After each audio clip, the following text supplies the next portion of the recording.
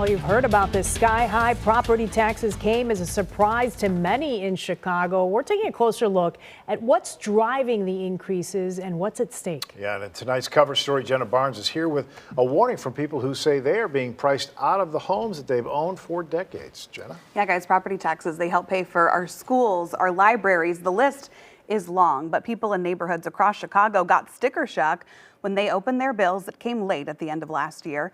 In Pilsen in particular, the community is fighting the high taxes they say are threatening the future of the neighborhood they love.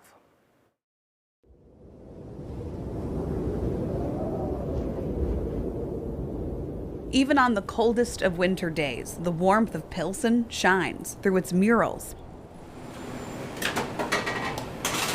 its food, and its people. Just the culture, the community. Here you go, guys, tortillas. That's what drew Olga Andrade and her husband, Jorge Saldana, to the neighborhood nearly 20 years ago. Carne en su jugo is beef stew with some beans, a little bit of bacon, a little bit of onions. It's good. They bought a fixer-upper 3-flat and grew their family. Now they're raising 4 sons here. Their oldest live in a unit upstairs. ¿Salsa? ¿No quieres salsa? Olga and Jorge thought this was their forever home until their property tax bill arrived. As soon as the bill came out, I panicked. How is this possible?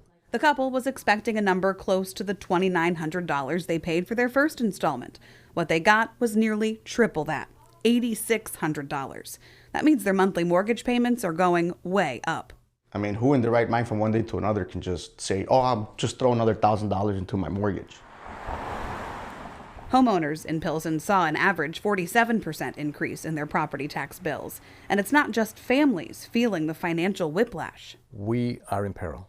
There's no way that we have ever seen this type of an increase. Juan Giron's Spanish language bookstore has served Pilsen for nearly 40 years. He imports books from Mexico and Spain and sells them across the country to mom and pop shops. This is the area where we stock. And big online retailers like Amazon. He keeps the storefront for his neighbors. And we conserve and we preserve our culture and our heritage. What were you paying last year? We were paying $26,000. And what are you paying now? $44,000. $20,000 more. And he says that's after he hired an attorney to appeal and got the bill lowered from more than $80,000. It makes it very, very difficult to continue in business. It's almost a slap in the face because it is telling us, move on, get out. You can't pay this, you might as well leave. So why are some, especially in Pilsen, seeing their costs skyrocket? Let's start with the big picture. An analysis from the Cook County Treasurer found property taxes countywide rose $614 million for the 2021 tax year. Homeowners are responsible for paying more than half of that increase. Their burden is a little bit higher. That's part of the problem right there, says Cook County Assessor Fritz Kagi. All the data is public. His office is responsible for estimating the value of properties. Those assessments are used to determine what share of the tax pie each property owner pays. You know, I think one of the biggest drivers in communities where bills went up is actually revisions at the Board of Review. Kagi says under his assessments, homeowners should have been paying a smaller piece of the pie than businesses. But big commercial property owners who didn't like his valuations appealed them to the county's Board of Review. Kagi says they got what they wanted, their collective tax burden slashed by nearly a quarter. That means homeowners have to pay more to make up the difference. So that averaged about $700 per home of additional tax that they wouldn't have paid otherwise. One of those big commercial properties is the old post office.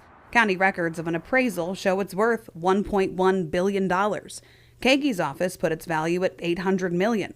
But the property owners argued to the Board of Review it was worth only $600 million, citing the pandemic's impact on office spaces downtown. It was unjust. The board agreed. It still needs to be paid. So it just shifts the tax burden onto everyone else. Samantha Steele is one of the new commissioners of the Board of Review. She took office in December, well after that post office decision, and she's promising change to improve the board's work. Just ensuring that each individual assessment is as accurate as possible is really the the avenue that we need to look at, and ensuring that the staff have the resources that they need. It isn't as simple as someone just saying, oh, blame the Board of Review people because they're the ones that are changing the values. There's a lot more complexity to it. Former Alderman George Cardenas is another new board commissioner. Pilsen is in his district. It's called a hot neighborhood, one of the hottest neighborhoods in the country. And that's another factor impacting property values and taxes there. New construction and remodels popping up on the same blocks where other homes haven't been touched. We need to get better data, especially for homes that have not been renovated, so that we don't count those homes in the same way that we count ones that have been. Assessor Kagi acknowledges an issue within his system that compares apples to oranges. And these homeowners are paying the price. We know we're a couple hundred people trying to value almost 2 million properties, and we can make mistakes. You know your home better than we do, and we want to make sure that we walk humbly and listen to you. Kagi promises transparency and says one way he's trying to lower their tax bills is by bringing the values of 600 of the biggest properties downtown back to where his office set them, hoping the new Board of Review makes different decisions on appeal this time and puts money back in the pockets of homeowners. The bombshell that got dropped on the people of Pilsen, who vow they won't stop fighting until the property tax system treats them fairly. When will this insanity end? What's at stake are the very places that make Pilsen the community so many want to call home. This mosaic fabric, if we can call it, has many threads. And so when we are threatened by high taxes, the thread begins to unravel.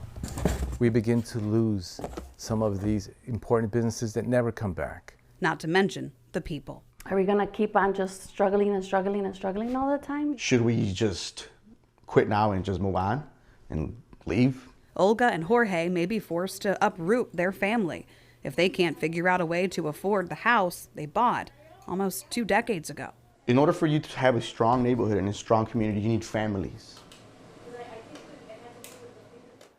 Now, there is a long-time homeowners tax exemption that could potentially save people a lot of money.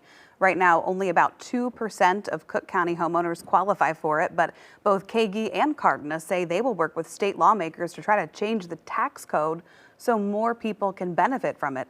That could be a long way off, guys. So in the meantime, there are regular homeowners exemptions, veterans exemptions, senior exemptions. We've got links to all of them on WGN TV right now to see if you qualify. All right, great resource. Thank you, Jenna. Yep, absolutely. All right.